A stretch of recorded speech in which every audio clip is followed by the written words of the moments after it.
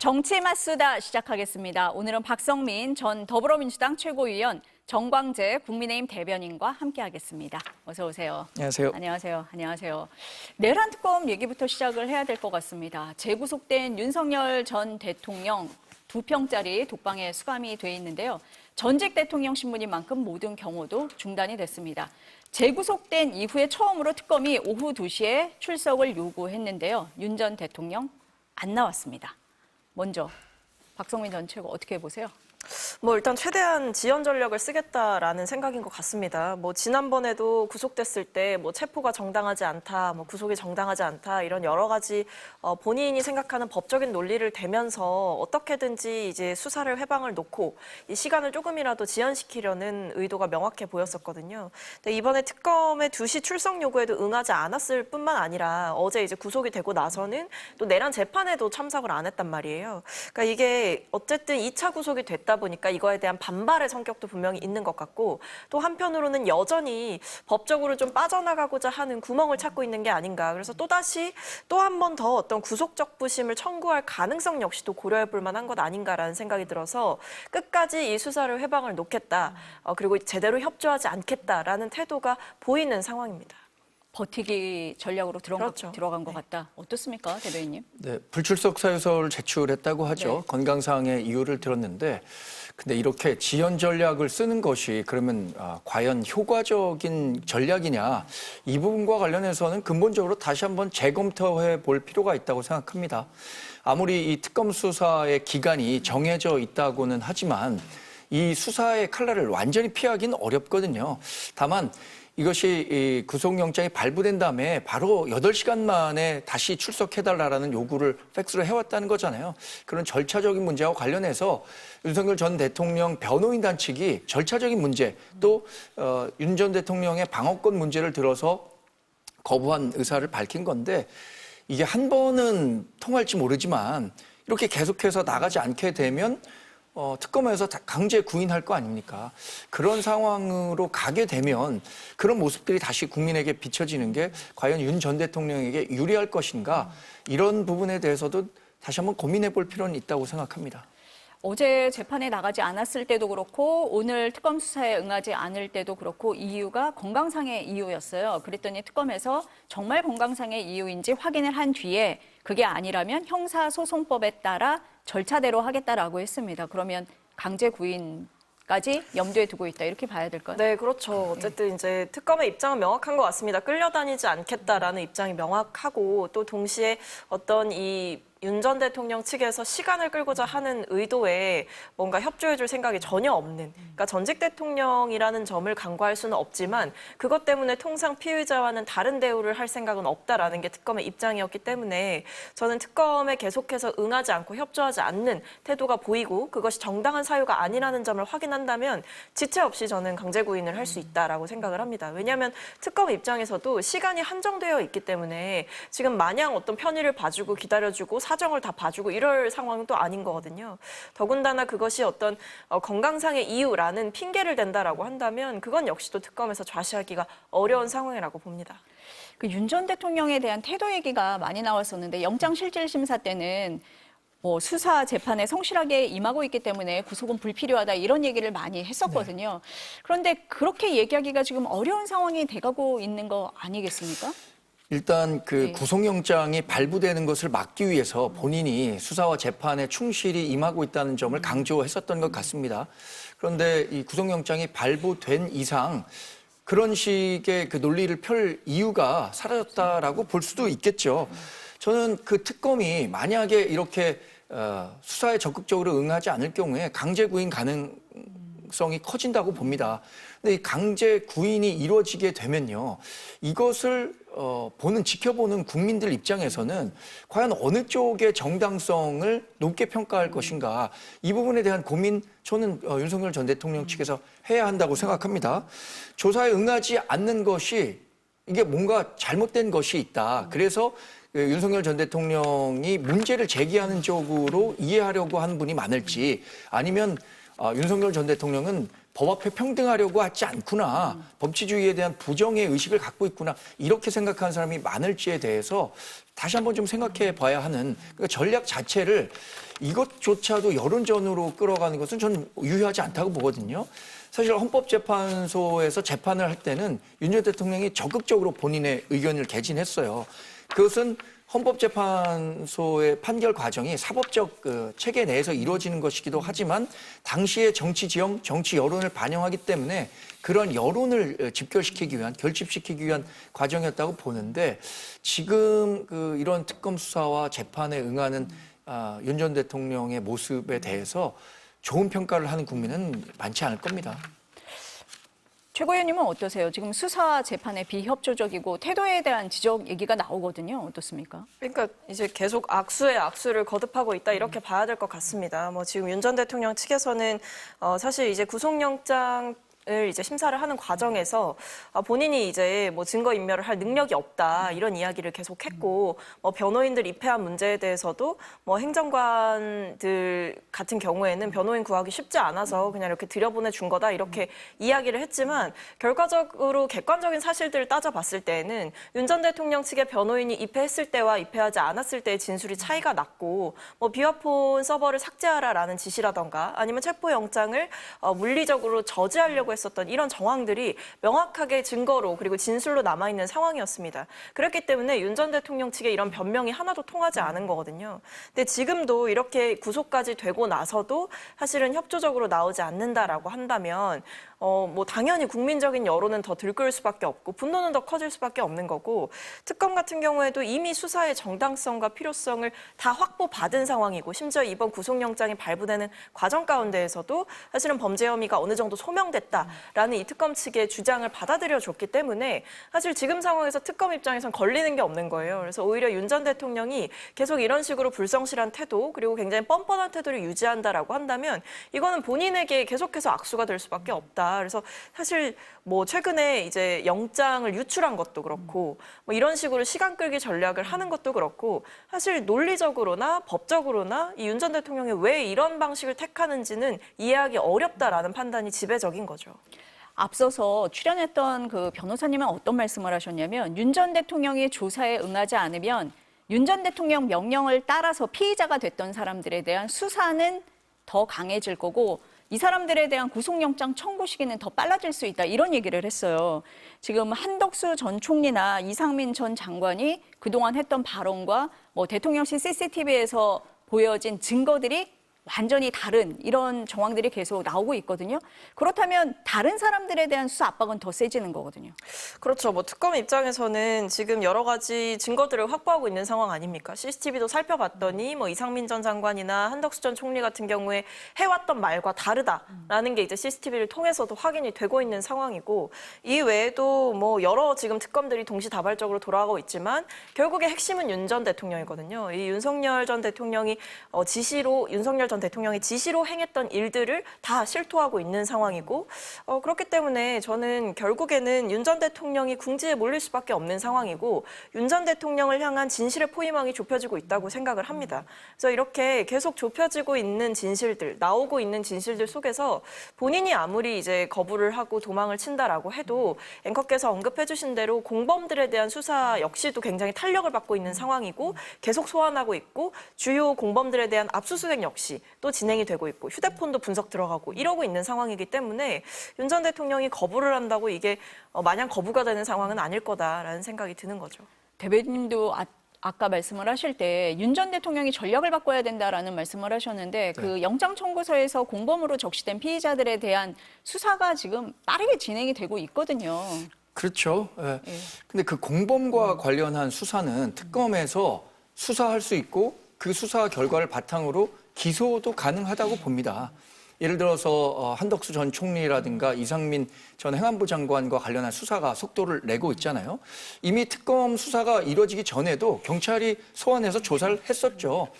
근데 이것이 과연 수사 기소 단계까지는 가능하겠지만 실제 재판으로 진행됐을 때 두 사람에 대해서 공범이나 방조 혐의를 법 원칙을 적용해서 실제 재판 결과 유죄까지 이끌어낼 수 있을까? 이 부분과 관련해서는 조금 더 부정적으로 보는 분들이 많은 것 같아요. 결국에는 특검이 우리가 애초에 이 특검이 발족할 때부터 걱정했었던 부분이 있습니다. 이게 2017년처럼 정말 이 수사 범위가 광범위하게 이루어지면서 정적, 특히 야당에 대한 적폐 수사식 이렇게 진행될 가능성을 우려했는데 저는 그렇게 흘러가지는 않아야 한다고 생각합니다. 결국에는 특검도 본인들에게 유리한 그 여론을 만들어내기 위해서 지금 뭐 공범들에 대한 수사 범위를 확대하고 이 사람들에 대해서 기소하겠다라는 제스처를 보이고 있는 것 아닌가 생각합니다.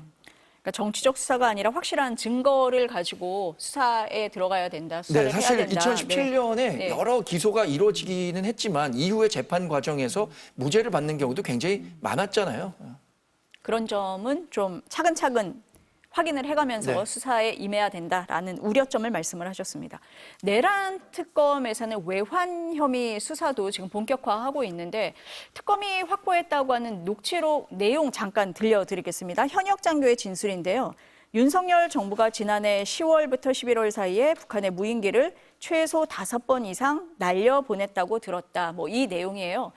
그런데 특검이 왜 여기에 주목하냐고 하면 시기 때문입니다. 이 시기가 김건희 여사의 공천 개입 의혹과 관련해서 명태균 씨 수사가 진행이 되고 있었고 여야가 김건희 여사 특검법을 놓고 대치하던 시점이어서 관련성이 있는 게 아닌가 해서 본다는데 이게 합리적 의심입니까? 어떻게 보세요? 합리적 의심이라고 봐야죠. 왜냐하면 일단 이런 진술도 나온 거거든요. 지금 특검이 확보한 진술 중에서 드론을 이제 2달 내에 5번씩 날려보내는 것은 이례적인 일이고 그 당시 드론 작전 사령관이었던 그 김용대 씨가 대통령의 지시라고 말했다라는 것도 전해 들었다라는 진술 역시도 확보가 됐고요.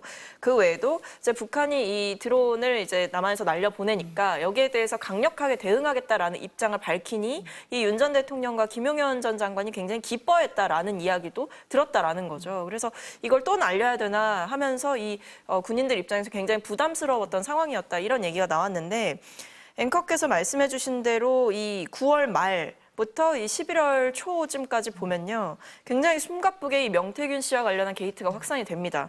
뭐 9월 초에는 명태균 게이트가 드러나고 9월 30일에 이 명태균 씨와 김영선 전 의원에 대한 압수수색이 있었고요.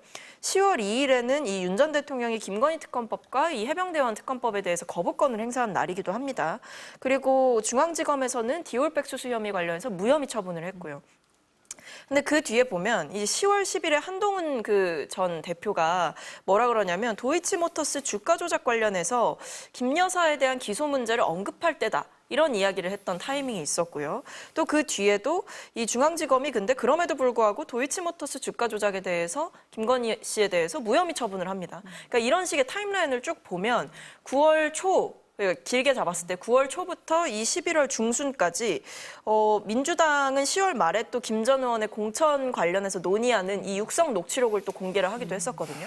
그러니까 여러 면에서 이게 굉장히 압박스러웠던 상황이었던 것이 분명하고 뭐 특검의 필요성이라든지 아니면 이 불기소 처분이나 무혐의 처분을 내린 검찰에 대한 성토의 목소리 그리고 이 김건희 씨와 윤 전 대통령에 대한 어떤 수사 필요성이 굉장히 증대되고 있었고 명태균 씨와 관련된 연루자들이 하나둘 드러나고 있었던 시점이었기 때문에 굉장히 압박스러웠던 상황이었을 것이다. 그런 점에서 일종의 국지전을 유도함으로써 이 비상계엄 선포의 명분을 확보하려고 했던 것 아니냐라는 생각이 드는 거고 특히 이 드론 같은 경우에는 왜 그것을 이제 10월부터 11월 이때 계속해서 날렸는지를 이해할 수가 없는 상황이다 보니까 여기에 대해서 합리적인 의심을 할 수밖에 없는 상황인 거죠.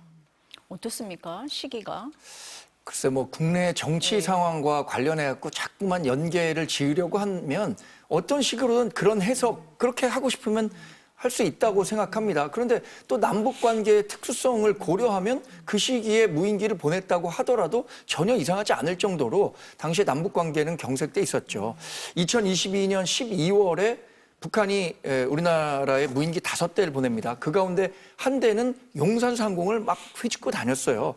그리고 5월부터 10월까지 북한이 오물풍선을 우리나라에 적극적으로 보내기 시작하는데 지난해 6월인가요? 우리나라가 드론사라는 거를 창설하게 되는데 이때 뭐라고 했냐면 드론사 창설과 함께 북한의 무인기 도발과 관련해서 적극 대응하겠다라고 얘기를 했습니다. 그럼 그 후에 한 5개월 정도 지나서 북한의 무인기를 보냈다고 하더라도 그것이 과연 북한의 도발을 유도해서 그걸 계기로 계엄을 선포하려고 했다라는 것에 대한 그 가능성은 정말 가정에 가정을 더해야 가능한 것이기 때문에 무리하게 그 드론기를 북한에 보낸 것이 계엄을 위한 행위였다. 이렇게 또 해석하기는 어려울 거고요. 이 외환죄와 관련해서도 분명한 수사 또 기소 이루어질 수 있다고 보는데 이걸 과연 법정에서 입증할 수 있을 것이냐. 외환죄는 외국과 통모하여 전단을 열거나 대한민국에 항적하는 행위거든요. 이 법률적 해석과 관련해서는 좀 정치적으로는 얼마든지 공세는 가능할 것 같은데 그것이 외환죄로 적용돼서 윤석열 전 대통령에 대해서 법적 책임을 물을 수 있을 것인가? 이건 이 내란 행위와 관련해서는 또 별개의 문제라고 생각합니다.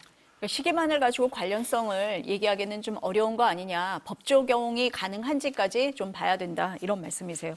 지금 내란 특검 말고 순직 해병 특검도 속도를 내고 있는데요. 어제는 국방부 국가안보실 이종섭 전 국방부 장관의 집을 압수수색했고 오늘 김태효 전 국가안보실 1차장을 소환을 합니다. 그리고 오늘 윤 전 대통령의 자택을 압수수색하고 있고 동시에 국가안보실 2차장 출신인 임종득 국민의힘 의원실도 압수수색을 하고 있습니다. 그런데 송원석 국민의힘 원내대표가 즉시 임종득 의원실 앞으로 모이라고 하면서 의원 전원에게 문자를 보냈고 국민의힘이 압수수색을 막겠다라고 하는 상황이거든요. 지금도 이게 유지되고 있습니까, 대변인님? 제가 오기 전에 그 사진으로만 좀 상황을 봤어요. 기자들이 보내준 사진. 그래서 의원들이 임종득 의원실 앞에 모여 있는 것도 봤는데 물리적으로 지금 법원이 발부한 압수수색을 막을 수 있는 방법은 없는 거죠. 그래서 저희가 그것을 뭐 물리력을 동원해서 막겠다 이것은 아니고요. 지금 특검이 이 사안은 임종득 의원이 국회의원으로 활동할 때에 일어났던 일과 관련한 것이 아니라 그 대통령실에서 일했을 때에 발생한 일과 관련한 겁니다. 그런데 지금 국회의원 사무실을 찾아와서 이렇게 압수수색을 진행하려고 하는 것 자체가 특검이 대단히 여론 플레이를 하고 있는 것 아니냐. 국민의힘에 대한 압박 수위를 높이기 위한 행보다 이렇게 보기 때문에 그런 정치적인 의사를 표현하는 차원에서 지금 임종득 의원 사무실 앞에 가 있는 것으로 알고 있습니다. 그렇게 또 우리 원내 대표 송원석 비상대책위원장이죠. 이런 설명을 했습니다.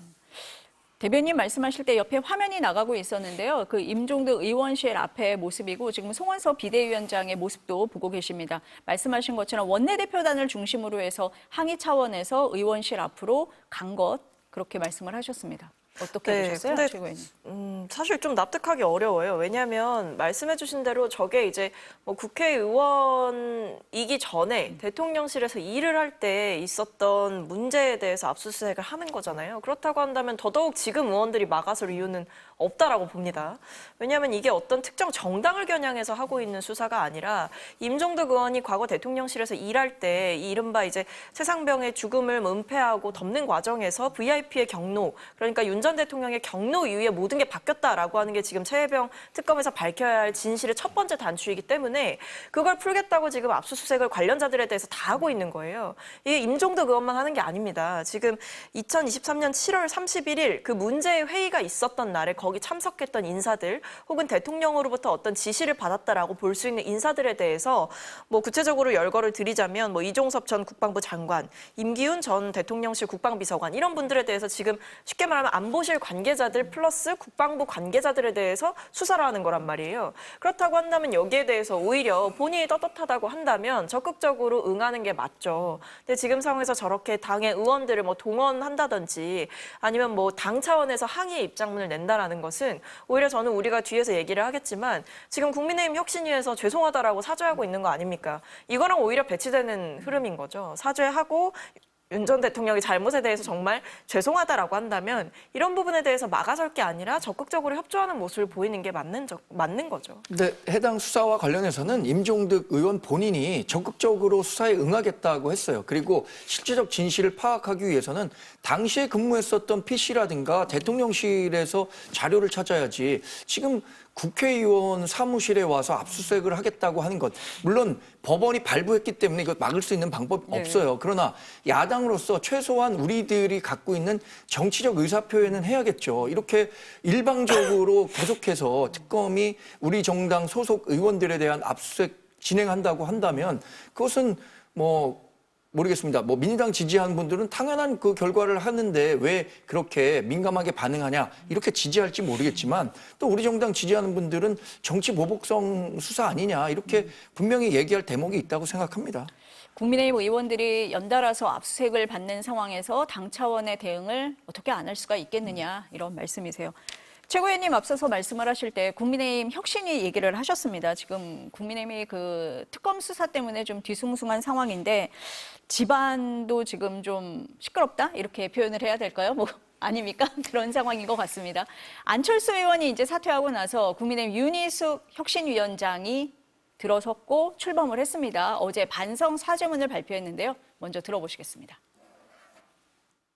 당 소속 대통령 부부의 전횡을 바로잡지 못하고 비상계엄에 이르게 된 것에 책임을 깊이 통감하며 대통령 탄핵에 직면해서는 국민 눈높이에 맞는 판단을 하지 못한 것을 깊이 반성하고 사죄드립니다.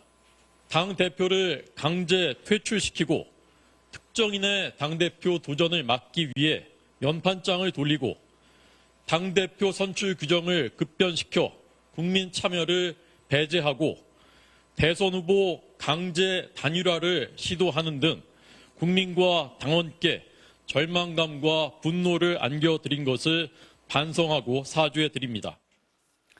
대변인 발표를 대변인님께 여쭤봐도 될지 모르겠는데 어떻게 해석을 해야 됩니까? 오준석 대변인이 그 지금 혁신위원회에서 활동하고 있어요. 그러시죠. 혁신위원으로 활동하면서 아마 혁신위 활동을 대언론 관계를 도맡아서 하는 거라고 생각하는데 윤희숙 혁신위원장이 저는 일단 반성과 사죄에서 시작해야 한다는 맥은 잘 짚은 것 같습니다.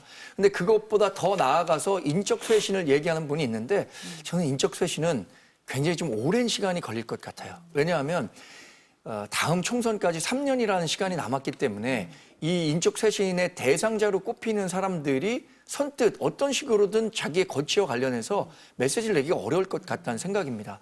그리고 그 인적 쇄신을 이끌어내기 위해서는 대단한 리더십과 에너지가 필요한데 지금 우리 당에 그럴 만한 에너지를 가진 리더라고 할까요? 지도자가 없는 거죠. 사실 우리 당이 과거에도 이렇게 어려웠던 때가 있죠. 2004년에 당시에 차떼기 정당이라는 오명 속에 박근혜 비대위원장이 들어서면서 박근혜 비대위원장이 정말 천막당사하고 정말 쇄신과 개혁을 이뤄서 해 다음서부터 이루어진 총선에서도 승리하고 대선에서도 승리할 수 있었는데 이게 선거라는 큰 이벤트가 있지 않은 상황에서의 인적 쇄신 이게 참 어렵다는 생각이 듭니다.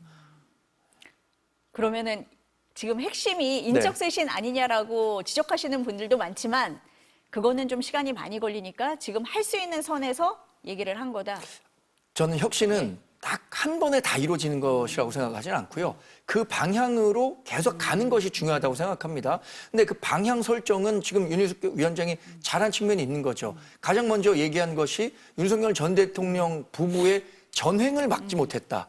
이거는 아주 굉장히 진일보한 메시지라고 보거든요. 김용태 전 비대위원장도 탄핵과 관련해서 반대했던 당론을 바꾸자 이렇게 얘기했었는데 그것도 당내에서 받아들여지지 않았었는데 이 윤석열 전 대통령의 전횡에 대해서 반성한다? 더 나아간 메시지인데 그게 원내에서 받아들여지지 않았으니까 그럼 당원 전체에 대한 의견을 물어봐서 그걸 당원 당규에 심겠다고 한 거잖아요. 네. 그 방향으로 가겠다라는 설정만 하는 것만으로도 저는 혁신위원회가 이번에 활동 기간이 7월 말이라고 하더라고요. 네.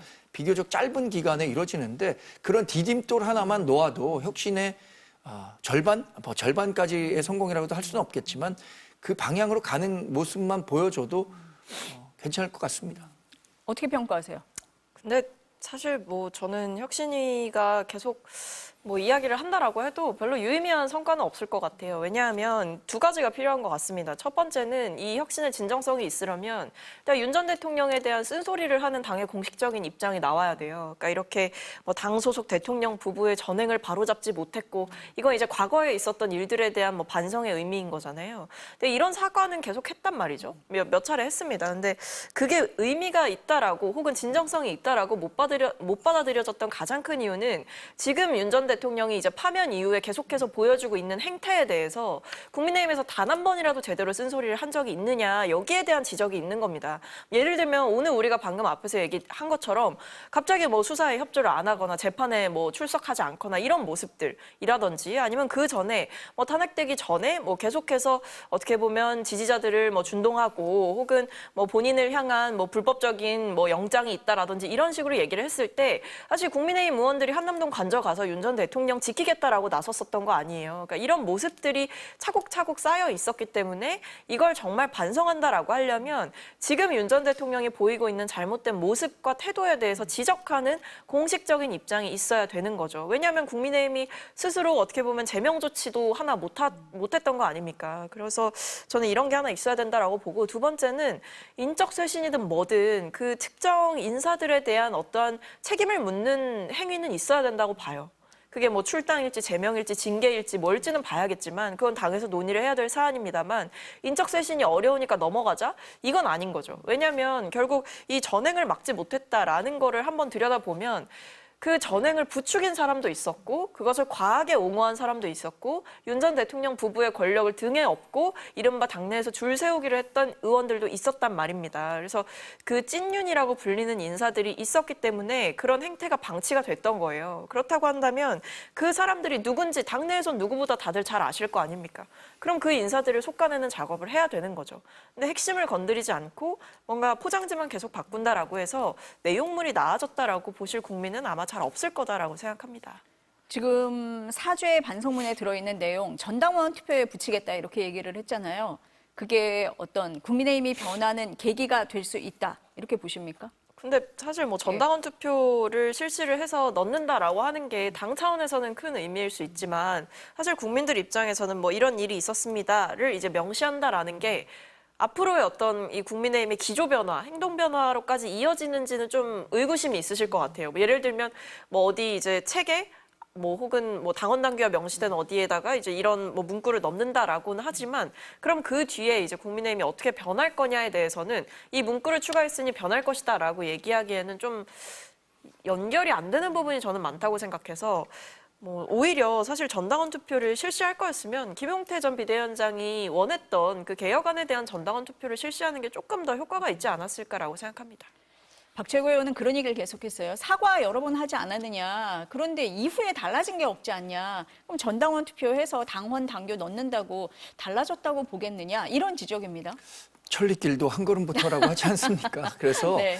저도 사실 굉장히 따가운 시각을 많이 받고 있습니다. 우리 당이 뭐 후수를 할지 모르겠지만 지금 국민들로부터 많은 외면을 받고 있어요. 그 외면의 중심에는 아마 그 계엄과 탄핵에 대해서 국민이 납득할 정도, 그러니까 설득할 수 있을 정도의 처절한 사과가 있었느냐, 이 부분일 거고요.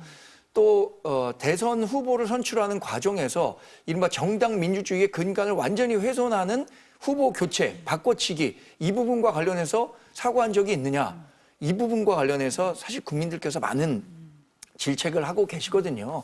근데 이런 것에 대한 정확한 진단, 그러니까 과거에 우리가 무엇을 잘못했고 이것에 대해서 반성한다는 메시지를 정확하게 주는 것이 중요하다고 생각하고요.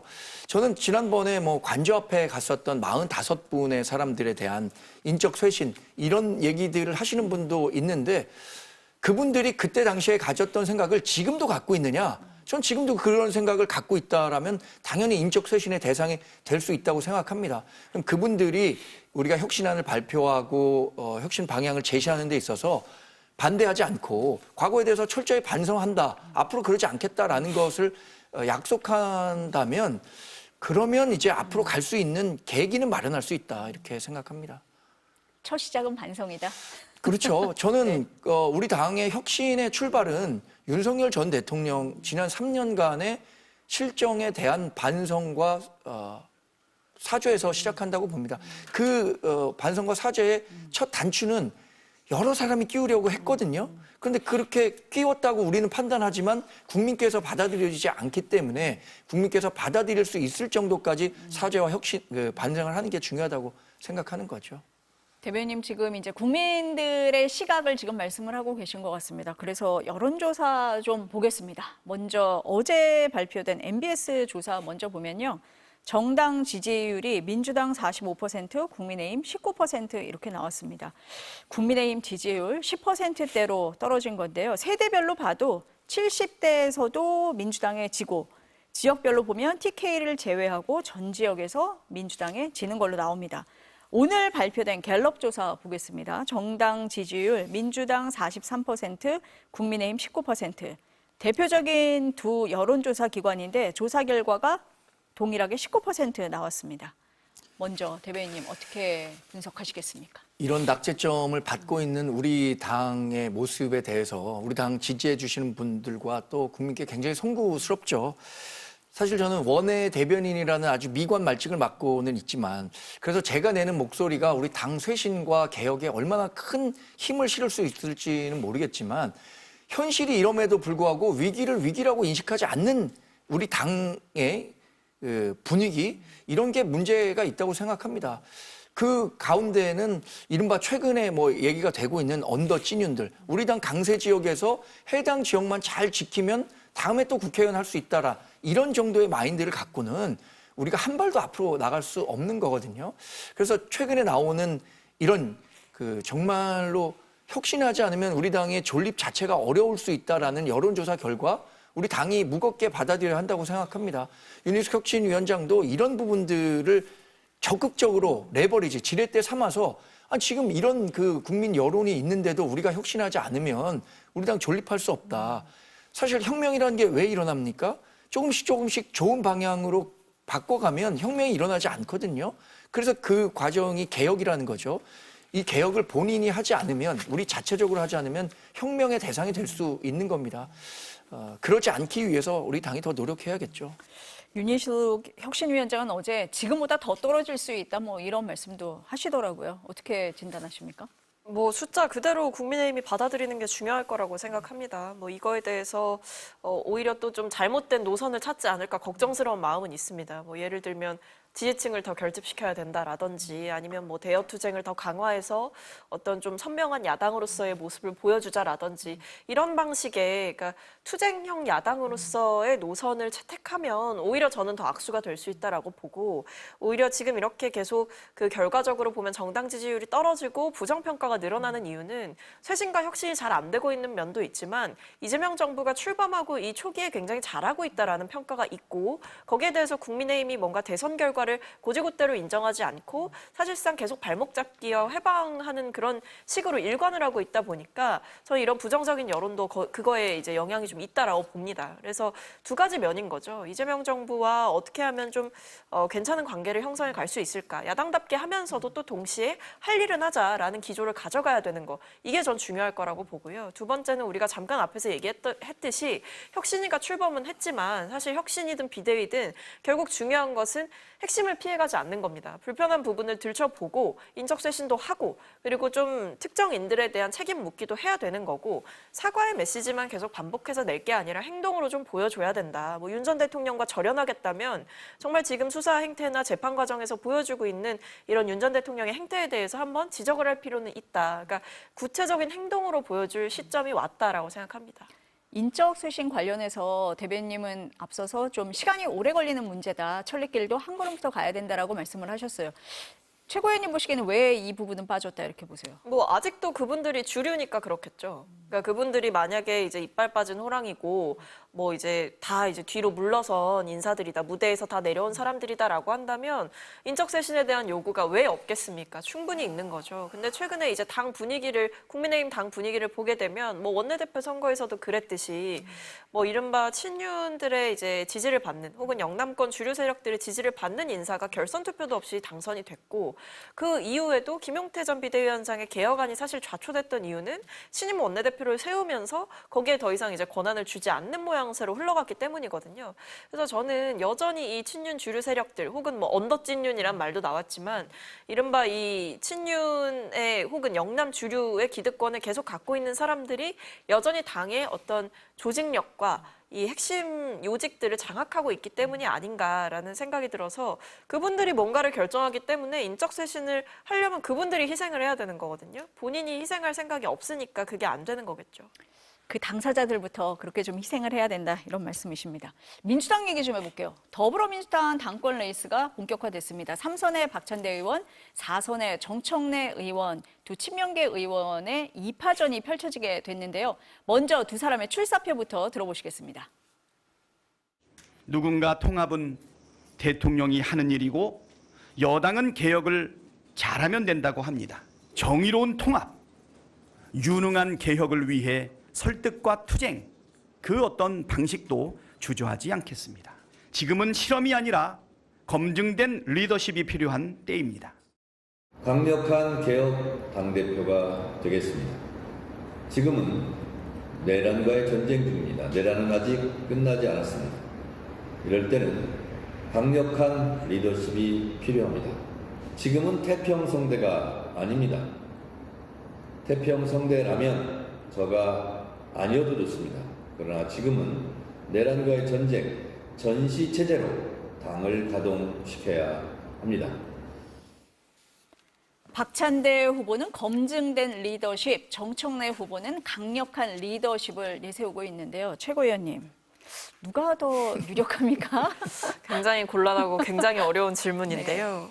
사실 이제 저는 굉장히 팽팽한 레이스가 벌어지고 있다고 생각을 합니다.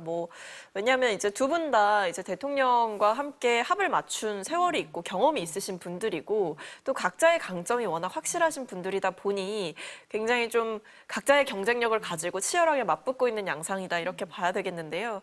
저는 지금 상황에서 결과를 함부로 제가 말씀드리기는 좀 조심스럽고 당원들께서 그리고 또 국민들께서 지금 찬찬히 이 레이스를 지켜보고 계실 거라고 생각을 하고 무엇보다 중요한 건 이제 집권 초기, 그러니까 이재명 정부의 집권 초기에 여당 대표인인 만큼 정부를 성공적으로 뒷받침할 수 있는 인사가 과연 누구냐 이 부분에 있어서 적임자를 찾을 거다. 그래서 저는 레이스 과정 중에 어떤 당내의 네거티브나 이런 것보다는 좀 더 생산적인 경쟁으로 흘러갈 거다라는 기대가 좀 있고요.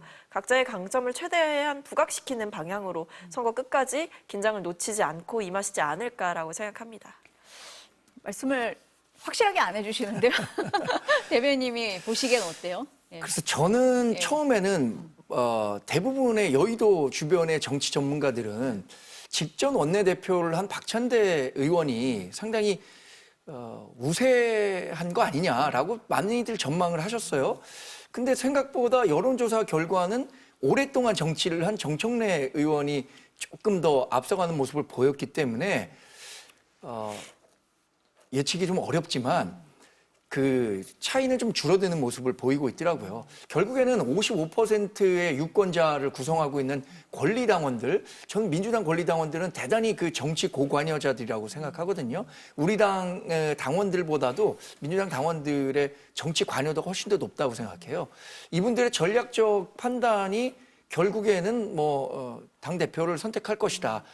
이재명 대통령의 첫 민주당 당 대표가 국정을 안정적으로 관리하는 사람이 좋겠느냐 아니면은 보다 더 선명한 개혁 이런 것들을 추진할 사람이 좋겠느냐 이런 판단을 하지 않을까 싶습니다. 저는 개인적으로는 좀 안정적인 국정 운영에 도움이 되는 사람을 선호하지 않을까라고 네. 제가 민주당 권리당원의 입장에서 생각해 본다면 네. 그렇게 말씀드리겠습니다.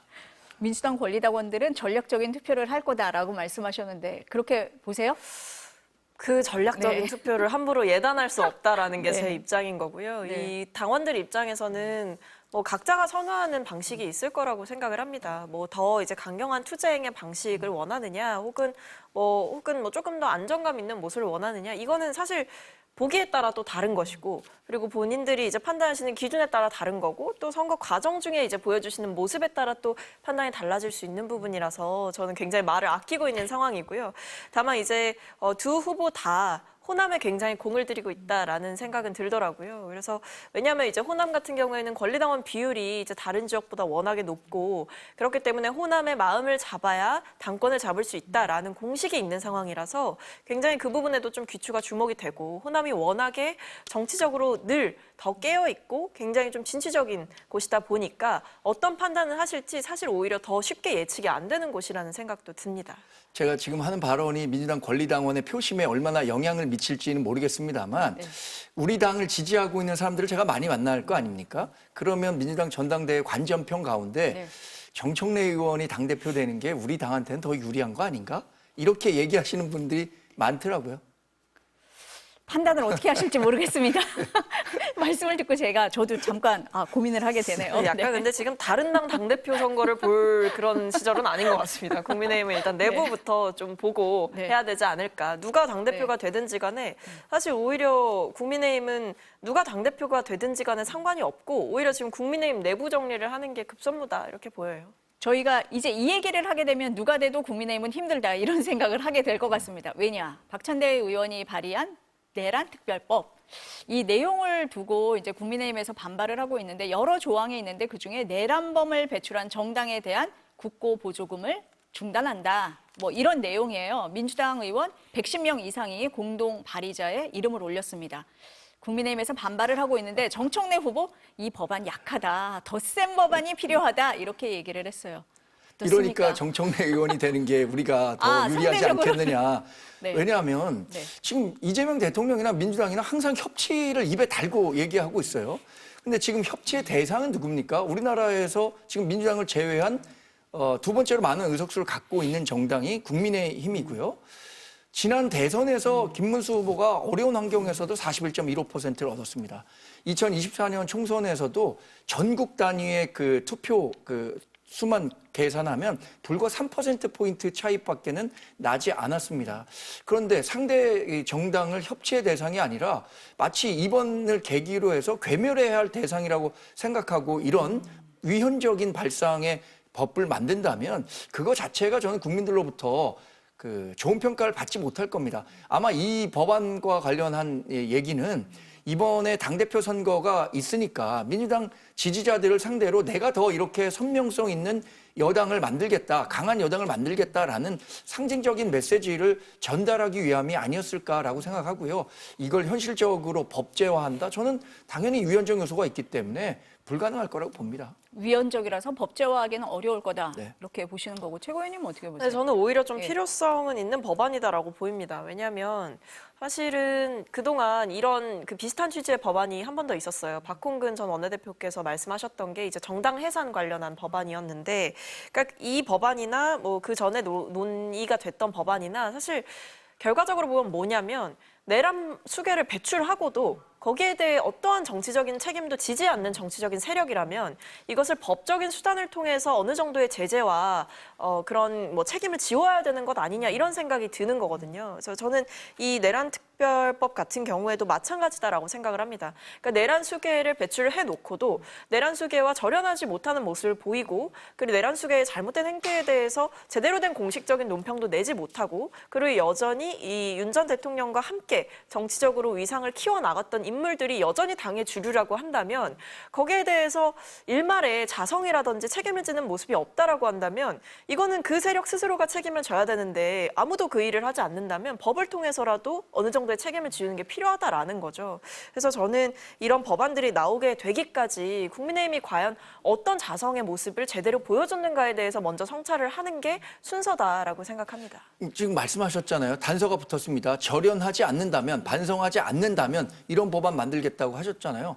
지금 혁신위원회에서 얘기하고 있는 게 윤석열 전 대통령 부부의 전행에 대해서 반성한다. 그러지 않도록 하겠다라는 메시지 명확하게 내고 있습니다. 또 하나는 우리가 이 계엄 해제 투표 과정에서 주도했던 세력입니다. 한동훈 전 대표를 중심으로 해서 18명의 우리 당 의원이 가서 계엄 해제 해달라고 국회의장에 요구했었던 거예요.